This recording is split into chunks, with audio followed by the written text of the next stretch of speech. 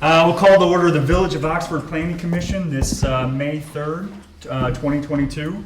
And if we could all stand, pay the respects to the flag.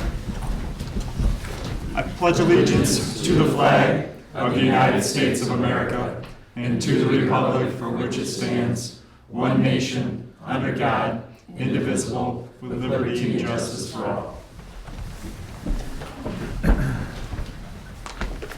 Madam Secretary, if you please call the roll. Arcos is excused. Ballard? Here. Flynn? Here. Helmut? Yes. McCullen? Here. Noel? Here. Pilak? Yes. Thank you. Do I have a motion to approve tonight's agenda, May 3rd, 2022? So moved. Support. Excellent. All those in favor? Aye. Any opposed?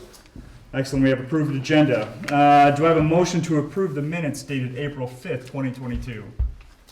I'll make a motion to approve the minutes dated April 5th, 2022. I'll support. Excellent. All those in favor? Aye. Any opposed? All right. Thank you for that. We have approved the minutes. Any correspondence? Madam Secretary, no correspondence? All right, that brings us now to new business. First thing tonight is the sign permit application for Remax. Mario, if you would please, quick overview. Yes, sir. Good morning, good evening. Tonight we're here to consider a proposal for a new illuminated sign. This sign is proposed to be 32 square feet area located on 53 South Washington. The building's west elevation, so facing Washington Street. We note that the maximum size of a wall sign within the village shall be 30 square feet, so the proposed sign must be reduced in size. This sign is comprised of channel cut letters and symbols, and they are proposed to be internally illuminated with LED lights. Now, these letters and symbols will be directly mounted to the building, and then the facade is going to be utilized as an effective contrasting background to these channel cut letters. So this sign style is in keeping with the overall design aesthetic for the village. Finally, with regards to the illumination when it comes to channel cut letters does not have as much of an impact on driver visibility as some of the recent box signs we've been seeing, specifically because of the square footage being illuminated. So therefore, to ensure the illumination is not excessive, we would recommend a dimmer be installed to control the site's luminance level. So in the end, we would recommend the planning commission grant sign approval for this proposed sign, contingent upon the installation of a dimmer control module.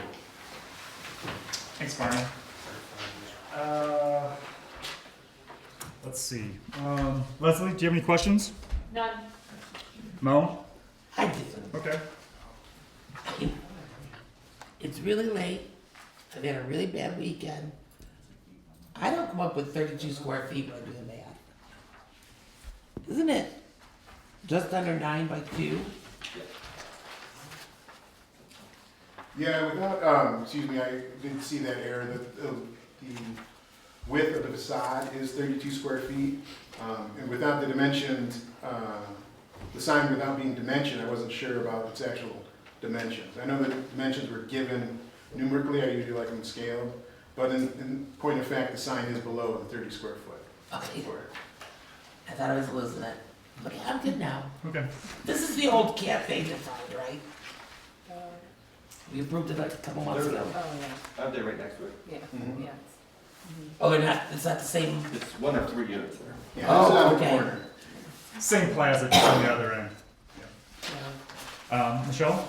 Nope, I'm good. John? No, we got the square footage taken care of. All right. Agreed. All right.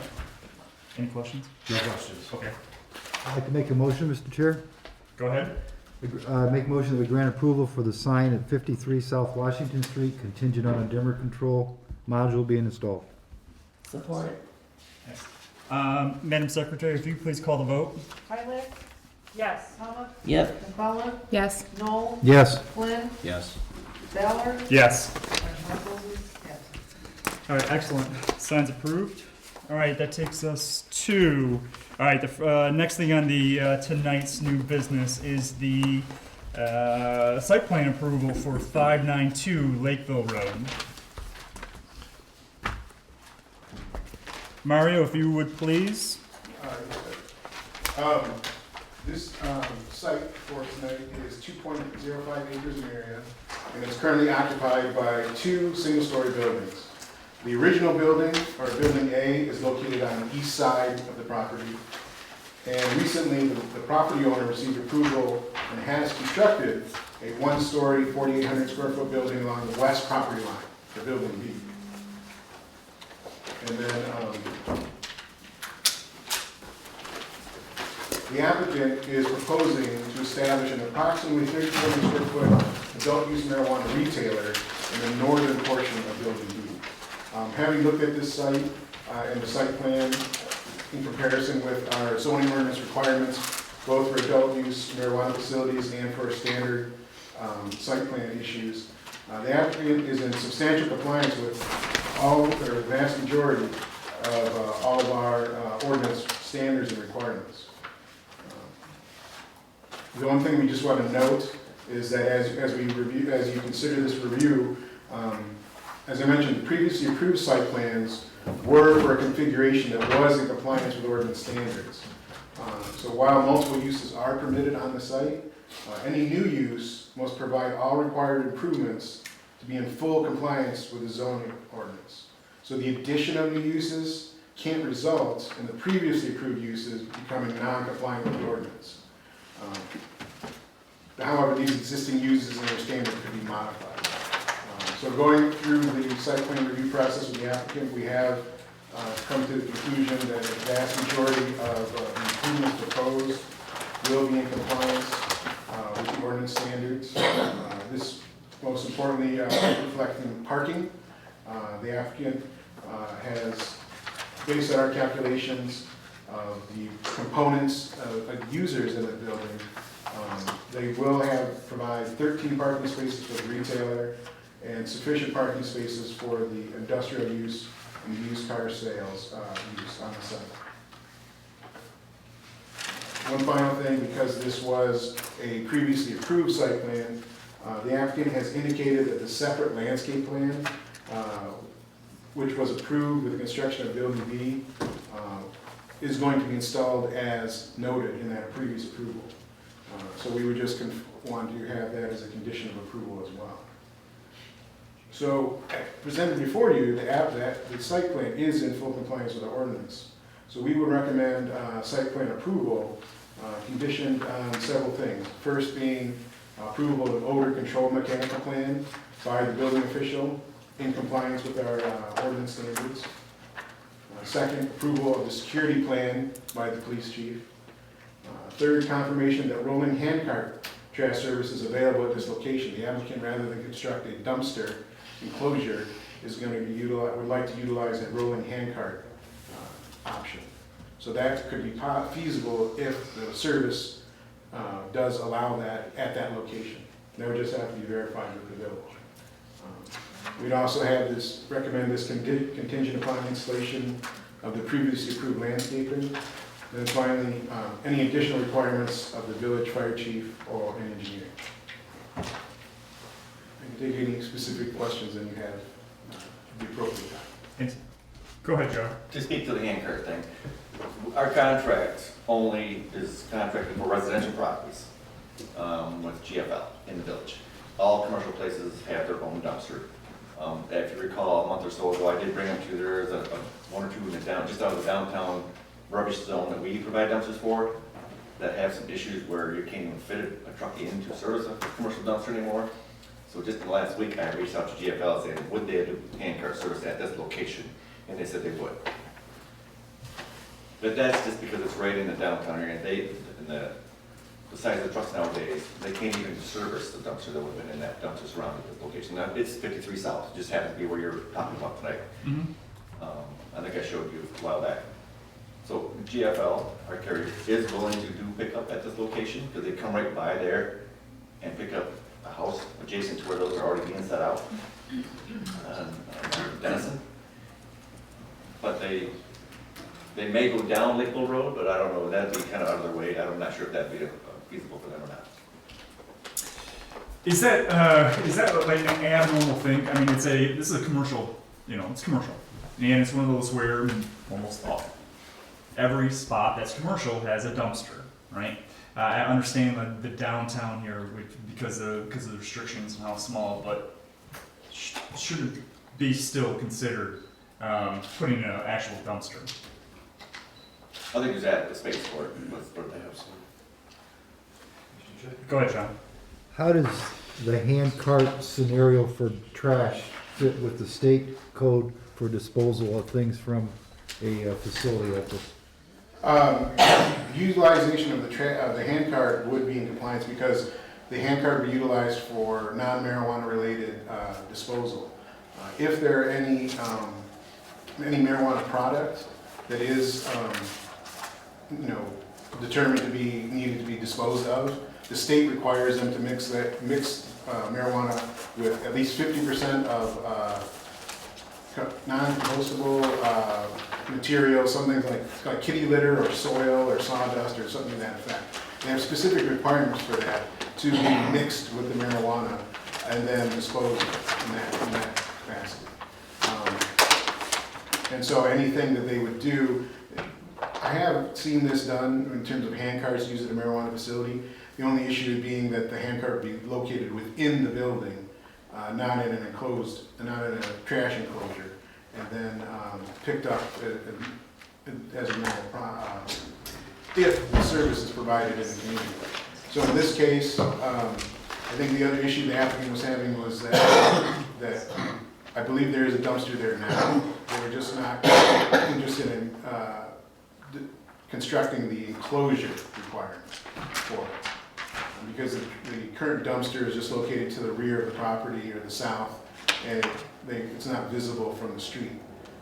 But our ordinance requirement isn't for whether it's visible or not. The ordinance requirement is for if you have an outside dumpster, it has to be within the enclosure. So, and I wasn't sure at the time of the service would be provided or not at the location. So to clarify things, they do have an outside dumpster? The site itself doesn't have an outside dumpster. So it's non-conforming, is what you're saying? Correct. It's Conforming, currently not- correct. It's currently non-conforming. Yeah, legal non-conforming. Any more questions, Sean?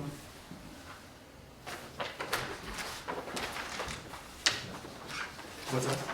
Do you want to have If we can, if you have questions for them specifically. Well, I've got some questions. I'm not sure how this parking works. I've tried to go through the drawings and figure out how the parking works. Interested in off-street parking, the parking needs, and the drawing calls out, I believe, 4 cars that will be parked inside a building. How does that all fit together with that? The way that configuration would be is all 4 parking spaces would be available for the sites on the property.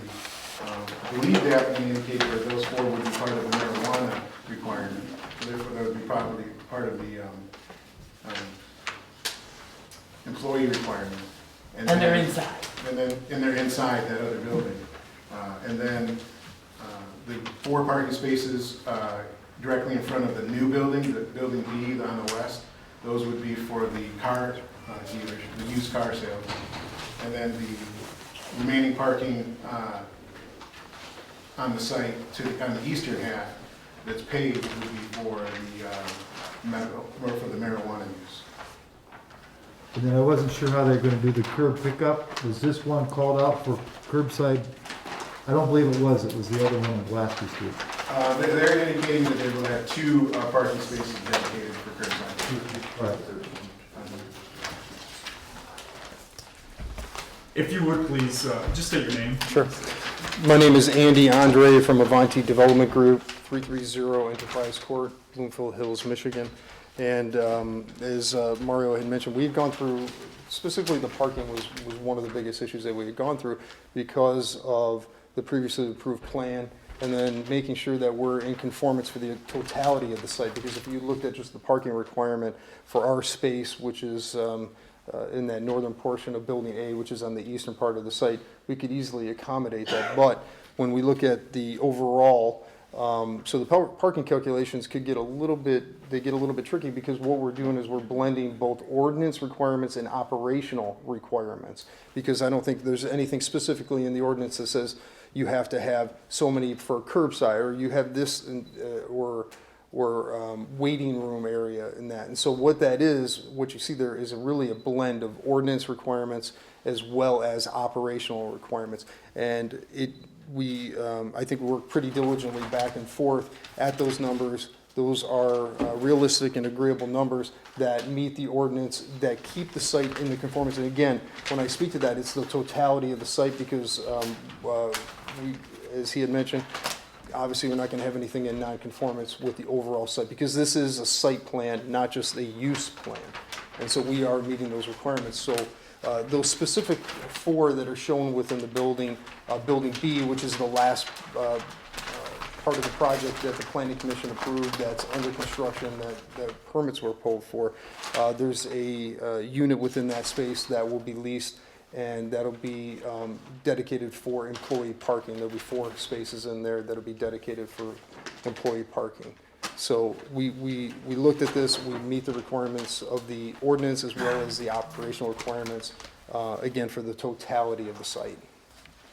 How do you, Mario, and I don't know how to quite word this, how is it going to be handled with off-street parking requirements?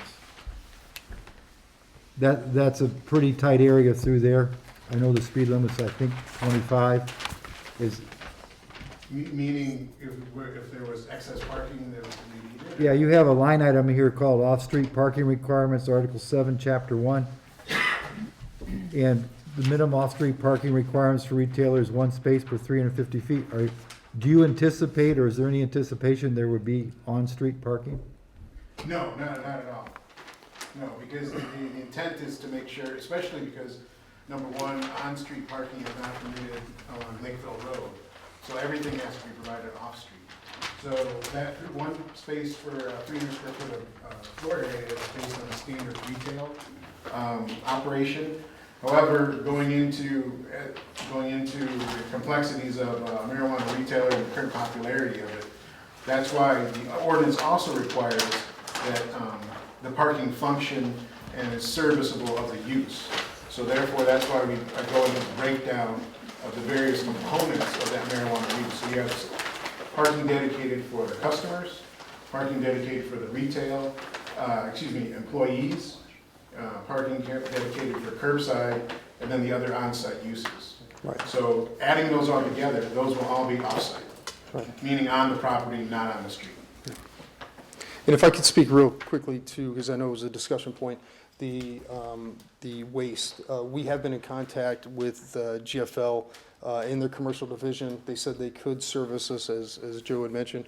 The purpose behind that would be we would keep those bins inside the building, so it would not be stored outside. They'd be inside, and as obviously we know the schedule of when they arrive, they'd be rolled out, they'd be taken back inside the building. So nothing would be outside at any time. Why did you go specifically for the roll-offs and not for the dumpster? Well, I think if you look specifically if you look on the site where the position of the dumpster is and where it's at, it becomes a little bit more challenging to monitor and control, as opposed to being able to control the stream that's within that building and in that space. It makes it a little bit easier in order to do that. It's just another method of being able to do it. We can then have a little bit more control over our entire waste stream for our services. Okay. Don't you lose some of that control once you roll it out to the street though? Well, it would be taken out as the delivery comes in, and so everything would be coordinated. That's why we've actually been in contact with Shirley in the commercial division of GFL, actually in the process of setting up a contract today. So I think all those logistics will be worked out, and it's not going to be something that I would anticipate being unmonitored or anything like that. Okay. I have one last Go question. ahead, John. Loading zone. How is that going to work? designated areas and things. Right, absolutely. So that's a good question. I think as part of the breakdown that we included in that site data is what we anticipate for loading is going to be small. We're not talking semis, we're not talking anything, it's smaller vehicles, box trucks at best. Those deliveries will all be scheduled pre-opening. So while, the parking is at a minimum, anything that's in there, all that delivery, all that would be occur prior to store opening. And so we don't see a conflict between the loading spaces and any of the parking that's going to occur there.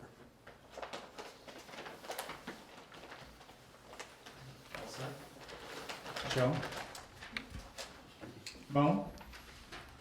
Oh, I'm very confused. I really had a hard time reading the site plan. I've been looking at site plans for 40 years. Sure. So I'm feeling kind of dumb. What's the total number of parking spaces needed for the site, Mario? The whole site? Oh, you're going back to the old site.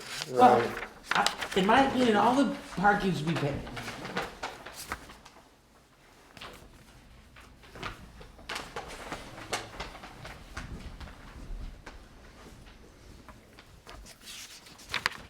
Yeah, 21 parking spaces would be required on this site. And how many spaces are on the whole site? 21, 21. And they're all paved. yes. Is there a fire lane? There's an access lane in between, that goes to the rear of the site. It's located between the 4 parking spaces on the west and the 13 spaces on the east. It goes, headed southbound in front of the west building and continues on to the south of the property. Is it paved? It's paved until the new fence location. So it does not go all the way through. It's paved. And the line between the paved portion of the parking lot to the east, is that a chain link fence? No, that is a stockade. What is that? It's a stockade fence. Okay. And that's where the pavement stops. Yes. And if you know, on the, one thing having conducted a site visit, I was concerned, and they did provide a detail. On the bottom of sheet Right. C 3.0, there's a cross-section detail that shows the stockade fence, the wood privacy fence. It's called wood, wall, and fence detail. It will be a wood privacy fence adequately instructed with a, what I believe will be the appropriate footing, the building official confirmed that. And then to the south of that wall, so nowhere near the vehicle, so inaccessible by vehicles, is a variable retaining wall, because there is a dip in elevation. So there is a change in elevation, but it won't be accessible by the cars parking on the paved parking lot. Okay. So if you look on the one side where that shaded area is, from one side, and then if you go to the other side, there is a little bit of a grade change. There's a block wall that's been installed. It ranges anywhere between 6 inches up to maybe 18 inches in elevation between those two areas. You good about that, Pete?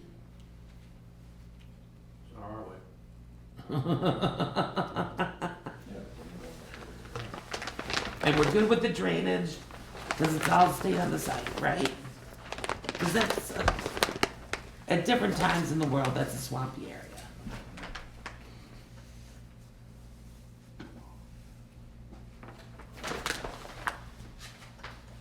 All right, let's go on to landscaping, Leslie. Before we do that, Leslie, before we start talking about that, Scott, do you have any, I have 2 points, if I may. go ahead. I noticed that the site plan calls out some modification to this particular area. I think a removal of a roll-up door and maybe a side entry door indicates that that will be refinished to match the existing vinyl. Yeah. So I know the site is still somewhat being developed, I think from a previous site plan approval, but that vinyl siding itself is not unique. And my concern is in the event that it gets discontinued and is no longer available, what is the recourse or course of action to ensure the continuity of or consistency in the exterior of the building in the event that the vinyl siding is not available? Sure, I can answer that. That's actually a great question. And what we did actually is with the owner who's building the existing building, he ordered extra material. He did a measurement, ordered additional material to go ahead and cover those areas. So we actually have that already, and that'll be part of it. So it's actually the exact same material that's on building B, and will match across there. So that's how we did that, and that's a very good question. All right, very good. No further questions. Thank you. Leslie? Well, the previously approved site plan landscaping is supposed to be implemented, so I don't have any comments since it was previously approved. All right. Don't give me that. I feel like the earth stops. Chief, do you have any questions, comments? You're good with everything here? All right. You guys basically have asked a lot of the questions that I have, so I don't have, we covered a lot of those things. Right now at this point, I'm all set with everything that I have. So does anyone else have any other questions or comments? Okay, so I guess based on McKenna's recommendations and the answers and things that we have, I think I'd like to make a motion. I'd like to make a motion to approve the plan for 592 East Lakeville Road with the contingencies based on the recommendations outlined by McKenna report dated April 18th, 2022. Does that include the chief's report concerns in that? Yes, that's, yep.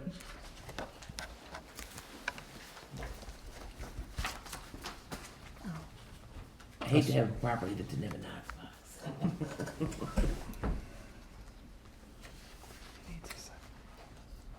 Support. Sorry. Okay. I fell asleep there for a second. Madam Secretary, if you please call the vote. Butler, Yes. Ballard, Yes. Knowles, No, Flynn, Yes. Arkley, Kylack, Yes. and Ballard. Yes. All right, thank you. Thank you very much.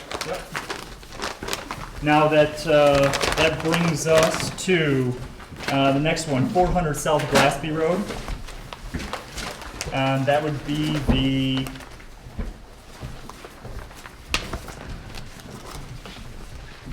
guys. I take it you're from 400. Yes. Okay, excellent. Yep, Mario, if you please start.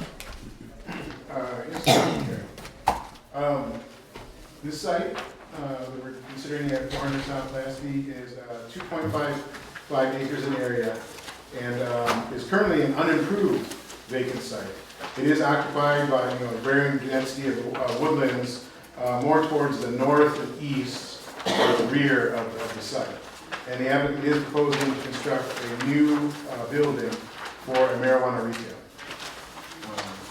Going through, once again, the ordinance requirements specific to marijuana retail locations and going through all our requirements for site plan approval. The applicant is in substantial compliance with all those standards, except for some following issues. One thing I'd like to note, number one, is in my letter dated March 22nd, actually references, I believe, a plan previous to the one in your packet. I believe the one you have is dated April 2022, is that correct? April, yeah, I believe so. So, yes, we received by the village on April 21st. So, going through some of the outstanding items in that listed in the March 22nd letter. First, the number one being parking.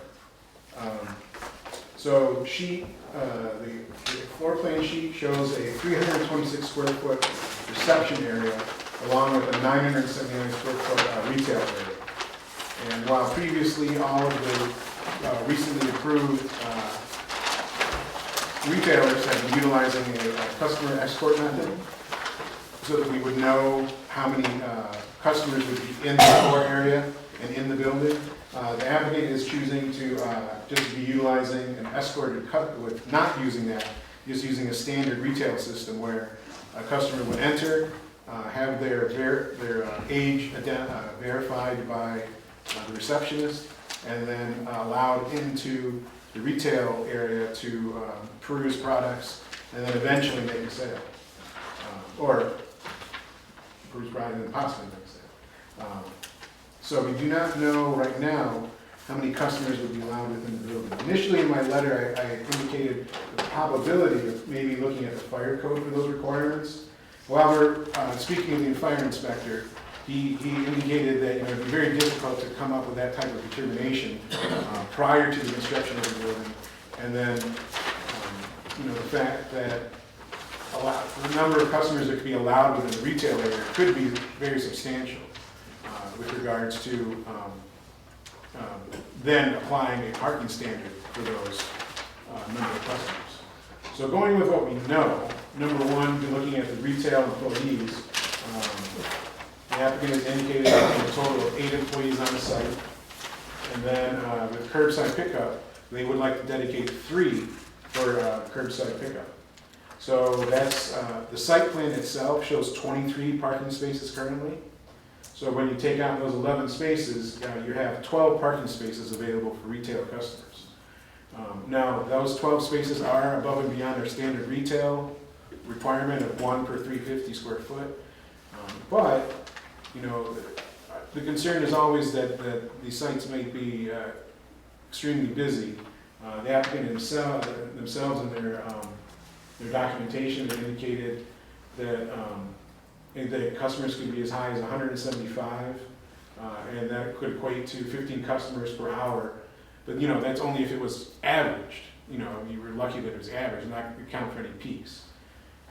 The way working with the applicant, the way they've chosen to approach this issue is they believe based on their method of operations of other retail locations that 12 is sufficient.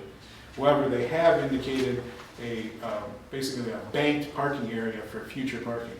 To the rear or east of the building and to the north, there's a bubbled hatch on the site plan that does show the potential for additional parking. In that area, they could probably have at least 3 or 4 other parking spaces just in the bubble area. The site itself is very large. There is potential for other parking, and it could eventually wrap around the building if needed. So this is one of those instances where, yes, 12 parking spaces is above and beyond our minimum standard. Whether this will function adequately or not is something we have to base on the experience of the applicant. So it would be up to the planning commission to determine if those 12 parking spaces with the potential for a future banked parking area could be adequate. I do believe having the banked parking probably is a good option. The only issue I'm concerned with is how much capacity that could be.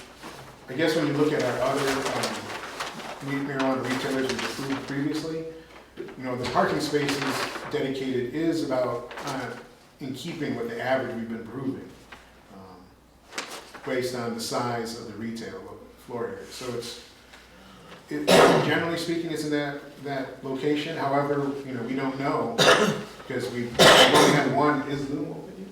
Loom is open. 2 weeks now. Well, but they've only been open for 2 weeks, so we don't know. So the potential is there for this to be adequate. However, not knowing the popularity, it's just not sure. So I do think future banking parking is appropriate. I'm just not sure about the adequacy of it. So, if we start seeing people parking down the street, which is not allowed, what do we have to do to get them to put in the additional parking? That's what I was about to say. We could have this as a condition of site plan approval, and we'd have to come up with some type of quantifiable metric to determine when it's necessary to do that. Whether it's the number of instances of which parking is on street, possibly when maybe if the police chief feels that the on-street park, if on-street parking occurs, it's becoming a public safety issue, then that could trigger the need for it. Maybe the number of instances in which the the site has people parking off street, on street. That could be part of it. But isn't that plausible with any business? You know, it could be, you know, any of the ones that are currently on there right now, all of a sudden see a spike in business. They make the latest and greatest gadget, and they all of a sudden get more people in there than, you know. There has that, so we could have mechanism kind of already in place where if there is, because our ordinance would go out, or our police chief then would then make them move cars or any of those other things, in which then it could come back to the planning commission to make changes, correct? Correct. I mean, all that's correct. You know, the parking standards we have for every use, not just for this type of use, for any use, is based on averages.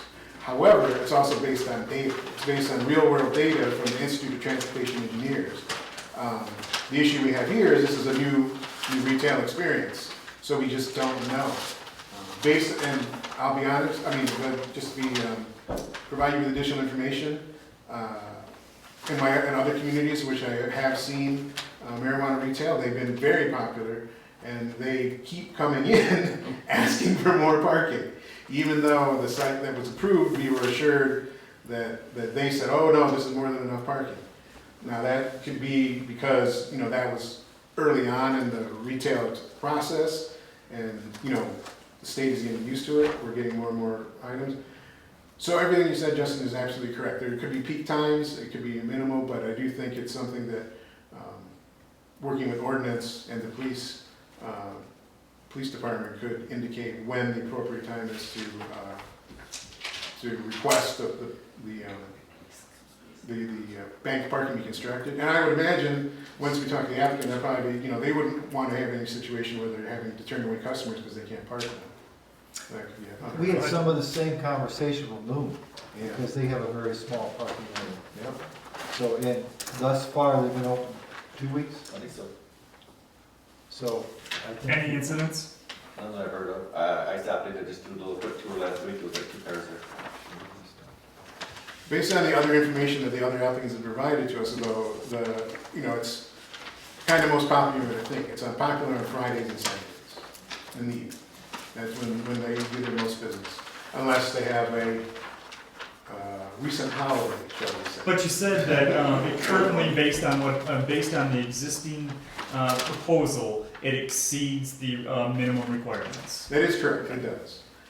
But remember, we're holding these to the other requirement of the ordinance, is that it functions adequately.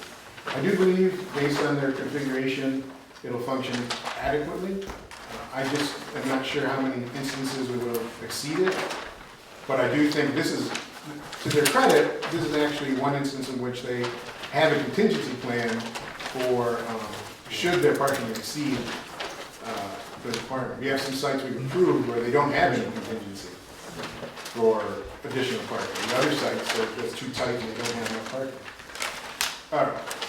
Excuse me, the other sites are very tight and they don't have a off-street contingency plan should their parking needs exceed. If I could, I ask a question from the applicants. You mind if we? If you need to, please. Just state your Oh, we name. can and mind here, it's up to you. Just start up here first, and then as we kind of get going. State your name, where you're from. Peter Grace, on behalf of the applicant. Good evening, commissioners. So, some of some couple of my questions are: why do you think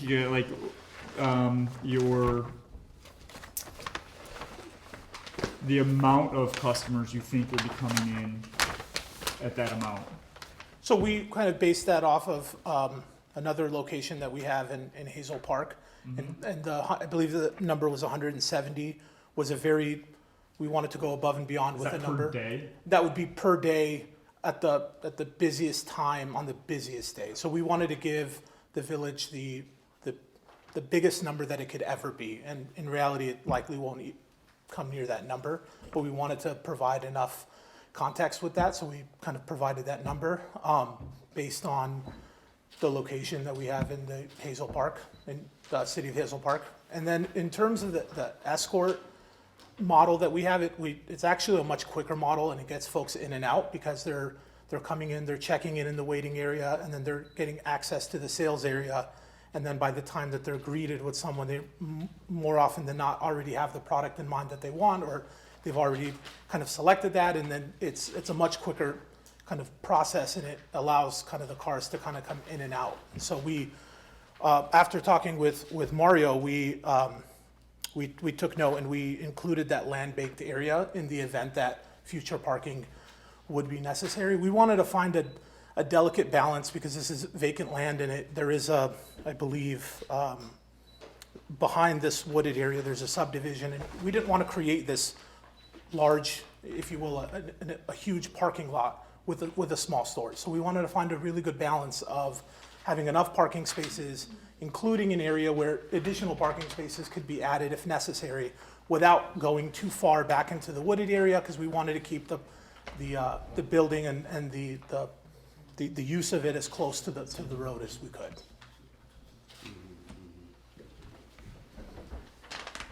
Thanks, Peter. And they've got 2 bike racks. And also, if I may, the 8 number is also the number of employees on the busiest day. So most days, there would likely be 5 or 6 employees. On the busiest day would be 8. We gave the highest number for the calculation so that you guys could have a good idea of, on its busiest day with the most employees, this is what would be. How, in the Hazel Park location, how many competitors do you have in the area? I believe that there are, I can't recall now. Actually, Nathan probably know the answer to that. 5 licensees there. Go ahead, John. This is kind of a overall general question. Mario, your letter is dated 3/22 that says that we recommend the applicant prepare a revised site plan. The close of your, then we have this letter from, I consider it a informational letter dated 4/20 that goes through and has applicant responses to your things. How does this play into what we need to do here tonight? I can either walk through it now, or I can just write to the end of my, basically, I believe the applicant has addressed all the other issues. I will be recommending approval, just contingent upon some other approvals. But I can walk through that letter and through the rest of the issues. I would be in favor of that, but I would also like to ask, I'm new on the board here, is this protocol for the village to have your letter dated 3/22 that doesn't recommend it in a more or less a rebuttal letter that's dated 4/20? Is that acceptable to fold into the site plan to make this a go tonight? Sometimes that is done, and that's usually when there's minor issues that are remaining. It's not usual, and we've been trying to not do that with recent site plans, just so that way you would have in front of you the most complete site plan available with very, very minimal issues. So it's not normal. I mean, it has been normal in the past. We're trying to just get away from it. I would suggest that would be a roll call, if you'd like to have them proceed on. Yes, if you would continue, Mario, please.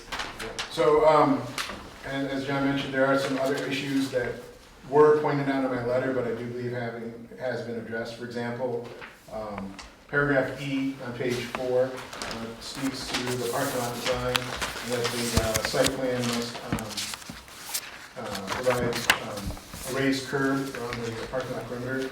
The site plan before you from received April 21st, does have that indicated on the plan.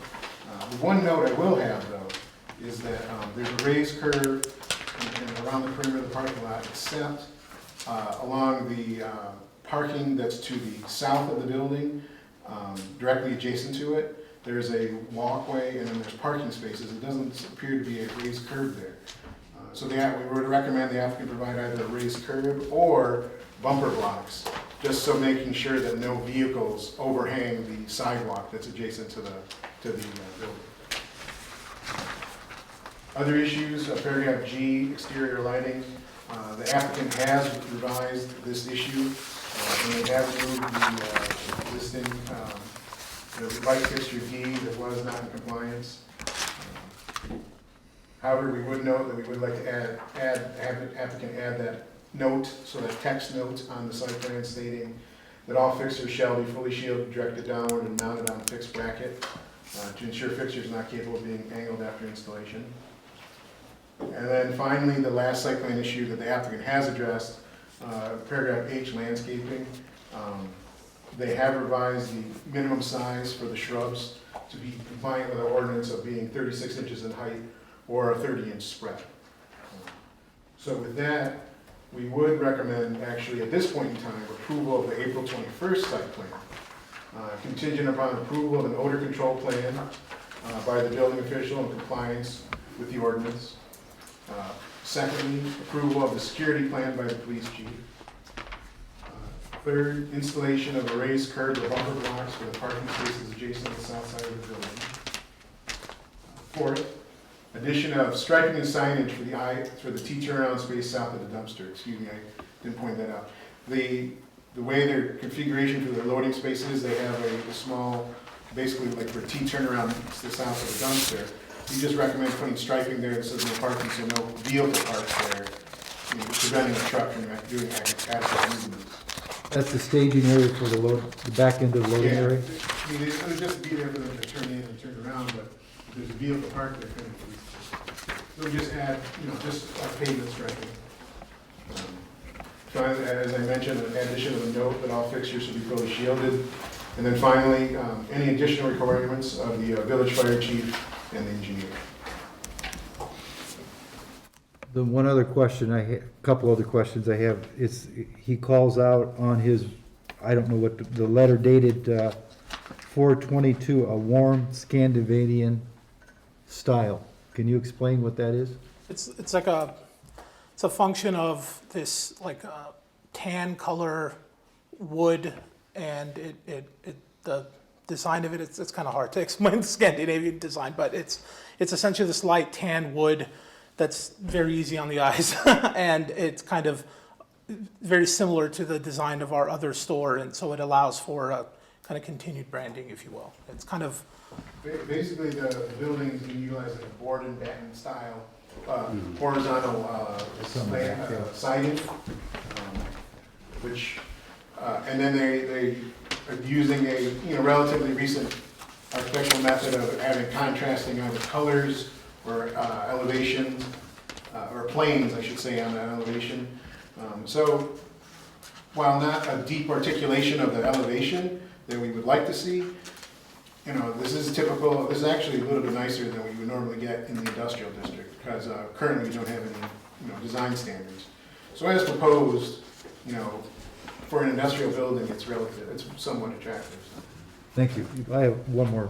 Go ahead. All the other buildings on that site in the industrial area, they have a fence along the back of the property that abuts the subdivision common area there. And then on your north side, that's an open area. If the board desired, would you consider making a like type fence on the property line and going up on the north side? yeah. I don't believe that would be any issue, as long as if in the future we needed to develop it, obviously we would have to bring down to add the additional parking. If it's not around that land bank and I parking, was that would be no suggesting issue. to just follow the contour of the other fences on the rear of the property, That would be fine. because I believe that, I don't know the quality of the fences. I've asked the applicants when they come in to ensure that they're a quality fence, but to continue the fence line down and possibly go across the northern side of that, if the board was interested in that. Why? Just asking, what's your thoughts on that? It would keep the corner traffic from the park and things out of that area. Would kind of put another barrier up between the industrial area and the residential area in the back, is what I was thinking. We kind I of think match there's a everything. trail that runs through there right now. If I remember right, I think that, I've ridden my bike through there, and there's a trail. With the fence in the back, I believe that it's pretty wooded back there. There is a wood buffer there, yes. Could be hard to install. It's just an idea. I need you to put in some deer feeders and keep them full of corn. We can. And just to be honest with you, the reason why the parking, we wanted to land bank that area and leave, we really didn't want to go anywhere near the wooded area, based on the wildlife there, we just didn't want to get anywhere near it. We didn't need it, right? I mean, I thought personally it'd be a little moronic that we're selling marijuana that you grow and then we have to take down a bunch of wooded area in order to I do actually that. So- appreciated where you located the building because of that. Yeah. So we really kind of focused it for that purpose and also kind of keeping it away from that subdivision as well. So, I mean, if the commissioners would want a fence, it would be something we could consider, but we thought that the wooded area enough would be a good buffer while also not, kind of keeping the wildlife there and kind of the roam and whatnot. Helps separate And Mario, there's neighborhood. no requirement to fence the retention areas there. It's okay. No, there's not, That's but there is a okay. requirement that they have it appropriate slope, so it does not require, because I don't know the numbers, I won't quote it, but the engineer has reviewed it and made sure that it's an adequate slope so that if a person for some reason got in there, would be able to get out, even a smaller child. Well, And this meets all the requirements. it meets the requirements, and then actually I would say that, the one good thing is that they're utilizing native species and native plants and other water tolerant species that are appropriate for that kind of detention pond, rather than it being hydro-seeded with just equivalent of Kentucky bluegrass. It's gonna actually be pretty, it's gonna be so much Absolutely. better.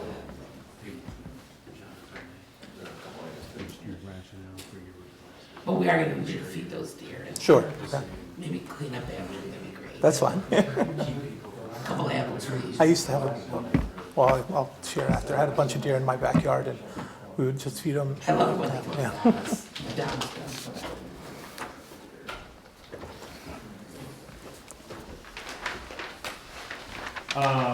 Mo, any questions? I think I'm good. The vehicle you have there unloading in the hatch, is that backed in? Did they reverse into that? They would, yeah, yes, they would, yeah. And it would be a kind of a Sprinter. We kind of put a detail of the size of it. Absolutely. The secure transporters that are often utilized are no bigger than a Sprinter van, and the product that is getting delivered is usually at a small enough quantity that you wouldn't ever need any larger of a truck like that. So, And that met all of our requirements, Mario? Yes, and that's, because even though with that, while they're gonna be utilizing the Sprinter, the smaller vehicles that we see with railroad retailers, that configuration on a previous site plan actually is adequate with that quote unquote T turnaround, for the vehicle, larger tractor trailer vehicle to make that movement in either direction. They could either turn into the loading zone and then back out and use the T turnaround for the back, or they could go into the T turnaround and then back into the loading zone and then turn around and exit the site. So based on that design, it's appropriate. Works for me. What's there where the proposed or the potential parking, is it just like plain, I mean, is it just dirt there now? it's undeveloped, yeah. It's just totally undeveloped. Yeah, and so, yep, we just kind of banked No it. trees. I was actually Mario mentioned that he thought that it could be appropriate that we land bank that area, and we kind of circled it, and it would Yeah, remain. just what was there, yeah. I'm good. Okay.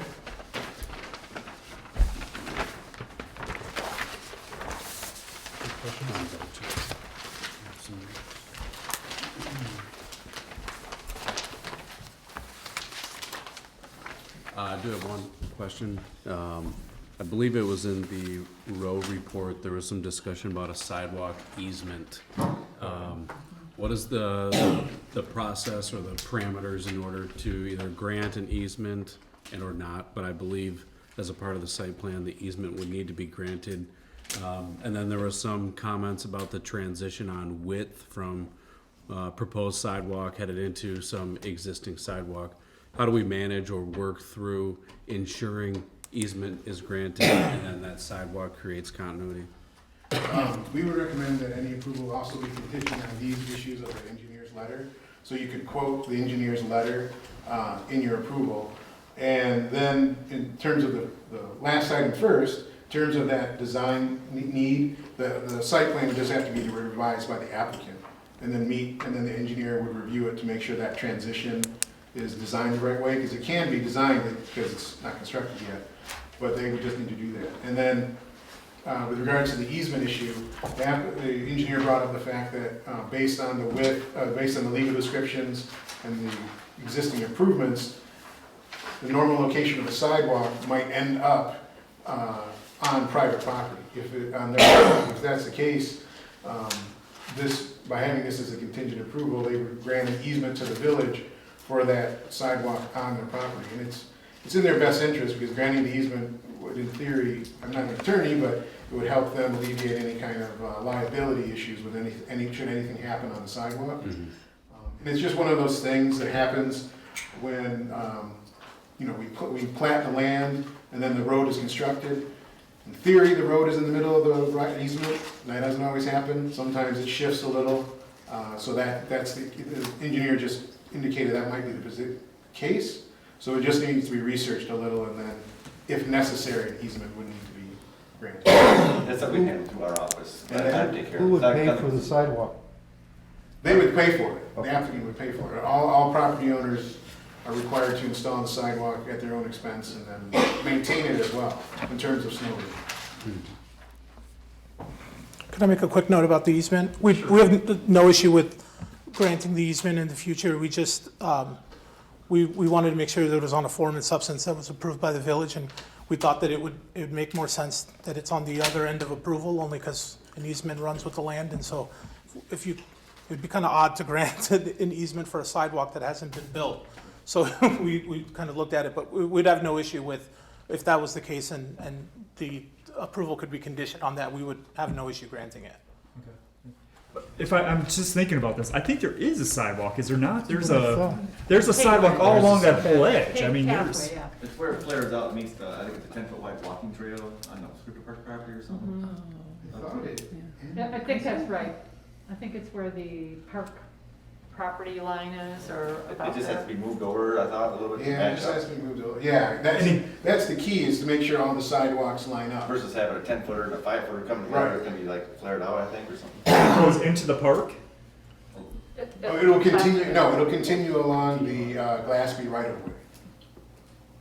I think I just rode my bike down there, and I don't think there was a. All right. And if that's the case, well, the other issue might have been is that the sidewalk is shown on the site plan and might not necessarily show where its actual current location is.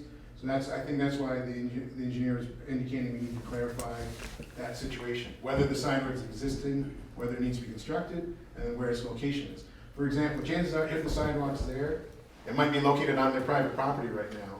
So once again, it's in their best interest to grant an easement to the village, so that it removes them, in theory, removes them from liability. Mario, floor mat question. Are they gonna have to update their drawings and get them back to us? Is that approval by our board, or is that approval through you, or how do you present it? How would you think that would happen? That would be administrative review and approval, because these issues are minor. It's, as we've done with, for example, the previous site plans we've approved where they needed landscaping revisions. The applicant has to do the landscape revisions and then gets reviewed administratively to make sure they're. So all conditions of approval you attach to an approval, when they're the requirements of the site plan, the applicant has to make those changes before they can be issued a building permit. And for instance, on some of them, they started building them out, and we put out a little checklist. I worked with Kim in our office. Here's a checklist of those conditions as put forth, and so we had it right in the file. So as those conditions are taken care of, she's going to initial them and show them like that. Some of the times they have to just say go back and give us a whole new site plan because the sidewalk got moved or something. It's just a formality. We say, all right, once a new site plan that they give us with all the conditions on it, then that's when we put the file and we get the other ones out. So the final one, all those updates are on there. Justin, you are correct. There is the sidewalk. It's already there. So now the issue really is just making sure that the sidewalk that does exist, or it actually does flare out to the wider path, is actually located within an easement. It's just that as shown on the site plan, where there wasn't entirely clear whether that easement, it might have been placed on their private property, or the previous owner's private property. So now is the point in time which we correct that, any kind of issue that might have been in the past. Okay, that makes sense. Right, I get that. Okay. Leslie, Several landscape comments. go ahead.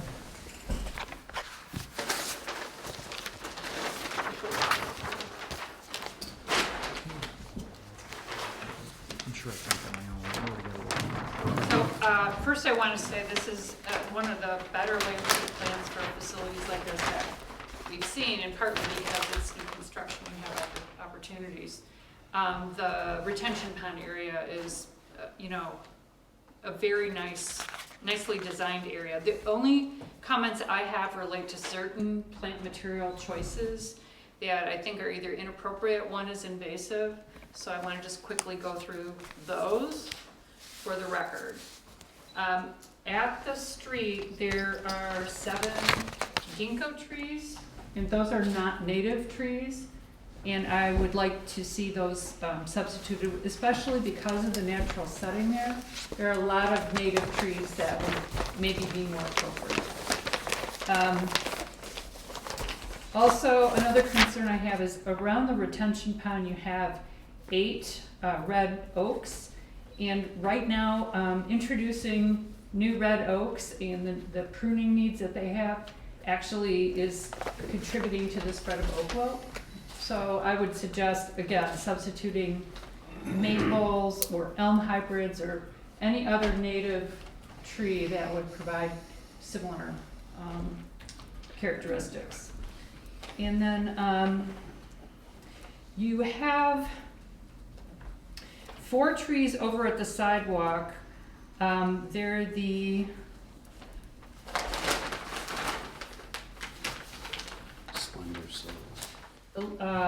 the American sweet gum.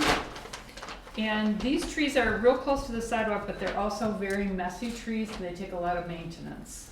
They drop a lot of litter, and you've got people walking under there. So again, I don't think those are necessary in themselves. I think other substitutes, especially like serviceberry or something like that, would be a much more appropriate. So in general, of the trees themselves, you're proposing 38 new trees, and only about 17 of them are appropriate or native species, and the others are either inappropriate or non-native. So I'd like to see revisions in the tree selection. And the other, I mentioned invasive, you have 108 grass, let me see what the name of it is. It's the Pennisetum, the Burgundy bunny dwarf grass. That is on the invasive species list. So there are other grasses that are substituted for that. And I can suggest some, but I think there are options that you have. So I would just like to see when you choose your trees for the site, especially because of the natural backdrop, that you have trees that fit in visually a little bit more. You mind if I ask a quick question? Sure. So I think I heard you mentioned we could ask for suggestions? Yeah. Okay, thank you. That's good. That's kind of what I was hoping for. We always take our suggestions. All right, good. No, that's Yeah, perfect. there are a couple other, like you have a salt-sensitive tree right at the edge of the parking lot. I think that should be substituted. I was trying to get down as many as I could, and then a couple in, and I was like, I gotta ask this. I gotta ask her for the Okay, suggestions yeah, after. I'm available Perfect. for Okay. after or offline for additional help if you want. And those are all my comments. Otherwise, in general, I think, like Maureen was talking about, the location of the building, the preservation of the wild area, and personally, I don't see the need for a fence. And I think a fence would maybe actually interrupt some of the natural plantings a little bit and introduce something that isn't really gonna do anything functionally, but that's just my opinion about the fence. Okay. Thanks, Leslie.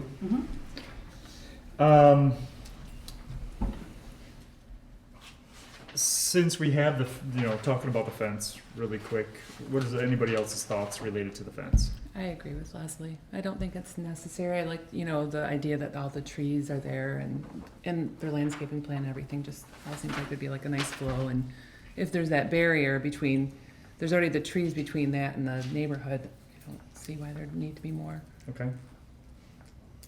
I actually have no opinion. I can see both sides, Okay. and I'm going for the deer. So All right. that's all. If if it's not the deer's way, it's fine. I understand both sides of the fence argument, both sides of the fence, if you will. But in going with Leslie's argument regarding the current makeup of the parcel, I don't feel that there's a need for a fence. Okay. Oh, I have one more question. It's got to do with the utilities. Are they all underground? Because I don't see the utilities, overhead utilities marked. They are under, yeah, and the architect and the surveyor that worked on the plan and the civil actually noted that they were trying to go through the department here to get like a couple of the old maps to indicate that, and so they are underground, although he is still working to kind of get one portion of the plat that would indicate where that is, and they won't know that until they start digging. I mean, ultimately they'll find it because it's there, but he thought it'd be a little easier if he could kind of locate that, so I think he's still in the process of finding that. It's there, it's just a matter of he would rather not dig here and there to find it, so I think it's just confirming with the village, with the utility map that they have. Thank you. Joe. Just to speak to that's a sewer lead, I think, is where we have a general idea where it is. Okay. The water, I think, is easier found, but I think, Leslie, your question was more of like electrical. wasn't it? Correct. I didn't see any overhead DTEs, utilities. Which doesn't include us, of course. Got you, okay. That was your question, are those, I didn't know, I don't recall. I do not recall. Those are over, Over air, some buildings or underground, I think is what your question was. I believe those are underground, although we can confirm that. Yeah. I thought they were underground. Overhead lines have an impact on what you're tree planting and. We wouldn't want the overhead. But anyways, they would be underground. Either they're there now or we'll put them there. Okay. Chief, questions, comments? You're all good with everything in this one? All right.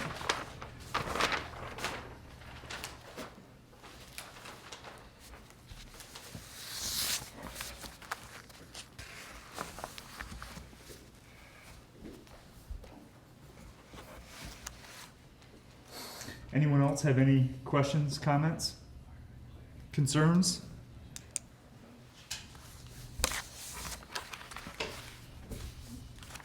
Okay.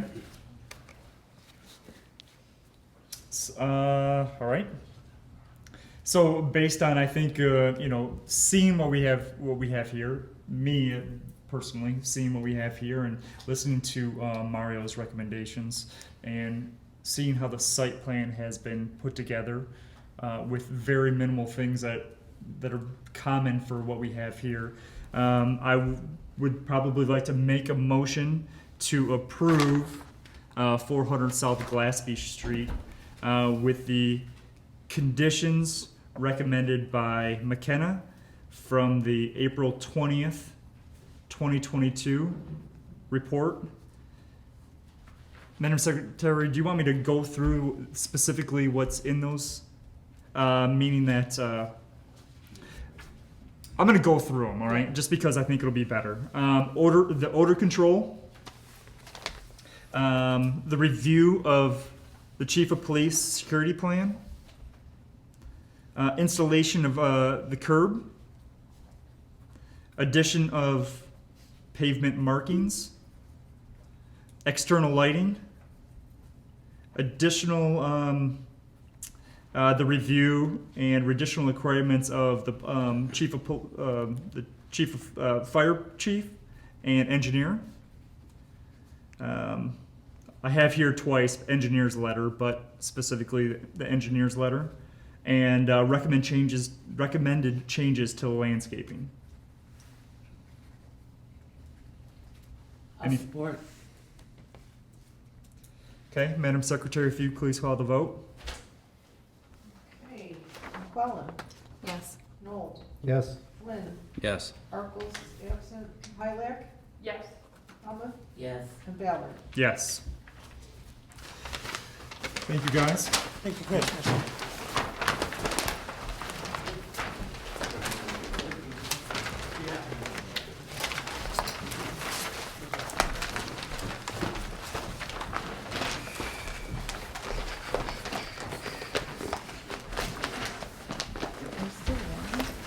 I am so warm. Okay, that brings us now, we have no old business. Public comment? No public comment. Consultant administrative comments. Joe? I just want to say that, like I mentioned earlier, we have created, Loom was our first one approved, right? So we created a list of those conditional items. Yep. We go through those, bring them in, go through those in each file. But, we will reach out to Leslie as needed and bring her in, and when someone comes to us and says, well, they're proposing this, we don't know, we'll run those kind of things by her. Okay. Be happy to do so. Is there like an expiration date on that or anything like, okay, you have until this, you have until, June to fix this or whatever, I mean, is there, Yeah, it's 1 year for site plan approval to have all the conditions done. okay. Well, they have 1 6 year months. from your action to obtain a building permit and start construction. So if they don't do that, then your approval goes away, so. Yeah, it so moves you're them talking, to. you're talking the general ones too, like the other ones too. The other ones, yeah, like, we're like Conditionals, Bloom, yes. for instance, because Yeah. there's some landscaping things. Yep, and their landscape got all done. Yeah. They just, now they had to redo their site plan and show us, like, Okay. and so we don't have that back in the file yet, but now they're aware of it. It's that last version. Okay. Commissioner comments. Oxford Township Planning Commission update. Next week, the Oxford Township Board will be addressing medical marijuana facilities within the township. And we have a major update from 2007 on our zoning maps and zoning text amendments. A major update? Yes. Just clerical, mainly clerical. Okay. ZBA? Oh, yeah. ZBA, nothing? DDA? Nothing. All right. Bring us down to adjournment. All those in favor? Or do I have a motion to adjourn? All those in favor? Any opposed? All right, we're adjourned.